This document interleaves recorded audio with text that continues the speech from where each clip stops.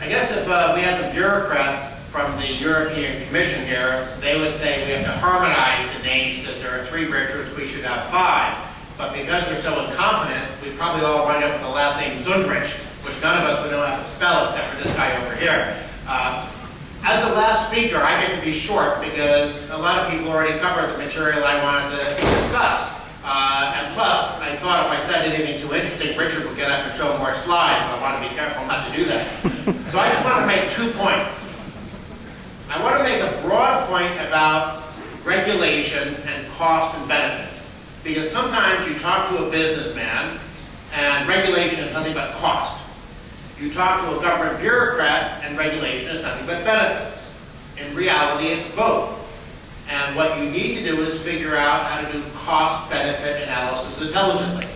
So if you're a regulator and you're in charge of traffic safety in your country, you obviously want to have fewer deaths on the highways. And if all you were doing is looking at benefits, you would say, let's have a speed limit of 5 kilometers an hour. And you know what? It would work. Assuming you could enforce it. If you had a speed limit of 5 kilometers an hour, I bet nobody would die in a traffic accident in Slovakia. But then you have to think, that's the benefit. Fewer people would die, there's no doubt about it, but the cost to the economy would be enormous. I don't know whether living standards would drop by 20%, 30%, 40%, but if you had such an incredibly inefficient, slow-moving, creaky, frustrating, think of the people who might die from strokes and heart attacks just because they're so upset driving at 5 kilometers an hour.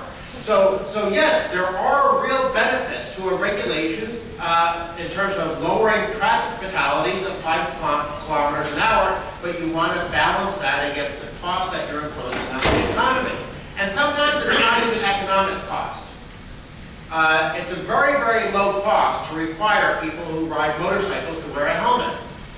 And all the academic evidence is pretty clear that that's a very smart thing to do. But does that mean you should do it? What about people's freedom to be stupid? Isn't that a legitimate part of human existence, the right to take a chance? If you go parachute jumping, some people like to do that as a hobby.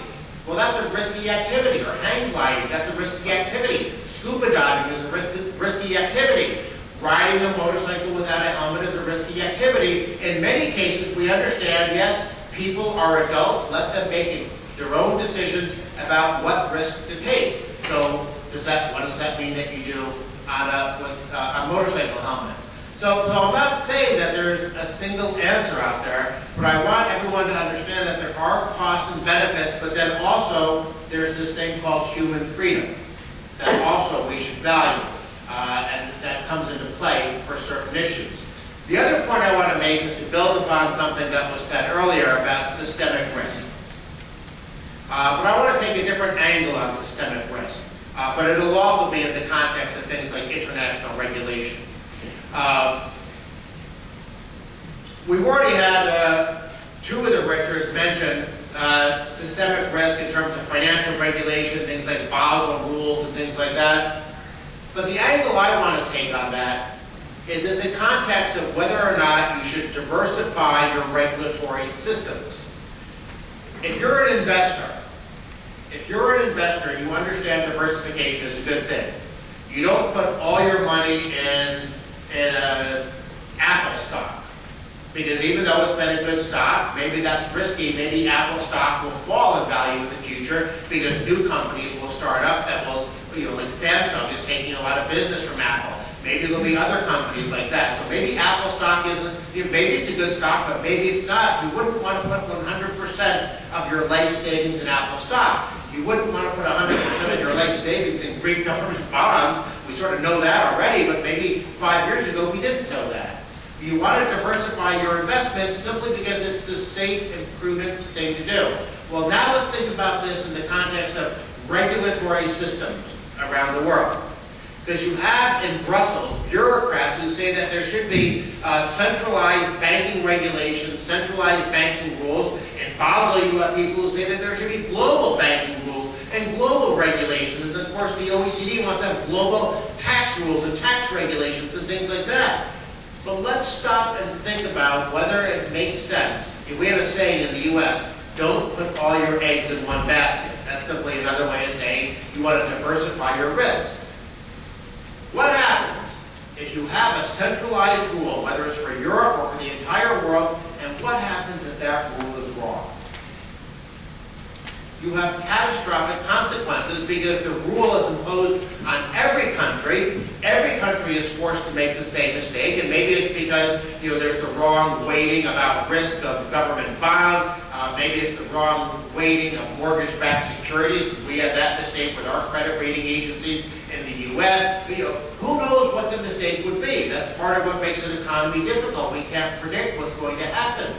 But if you have one set of rules that's imposed on everybody, then if there's a mistake, it becomes a huge mistake. It's much, much better, I think, to have decentralized rules. Why? Because if you have decentralized rules, if France does something wrong, it's not going to affect the rest of Europe. If Slovakia did something wrong, it's not going to affect the rest of Europe. Look how Iceland screwed up its financial system. Let's be thankful that Iceland's rules weren't imposed upon all of Europe. So systems diversity is a good idea. Regulatory diversity is a good idea in the same way that investment diversity is a good idea. Now, it doesn't mean that it's a cost-free approach, because if you have systems and regulatory diversity, if you're a big company, you might not like the fact that, if I'm going to do business in Slovakia, I have this set of rules. If I do business in Denmark, I'll have this set of rules. So just like I said at the beginning of my presentation, there are costs and benefits to every approach. There's a cost and a benefit to having different regulatory systems. But there's a very important benefit to different regulatory systems in terms of innovation, diversity, competition among those systems. So if one country is trying to regulate too much, it loses business, and that sends a signal to the politicians and the regulators, maybe we're being too onerous and putting too many burdens on our companies. So just two things to think about. Cost and benefits in general, and then regulatory diversity versus regulatory harmonization. And with that, I'll shut up so we have time for questions. Thank you.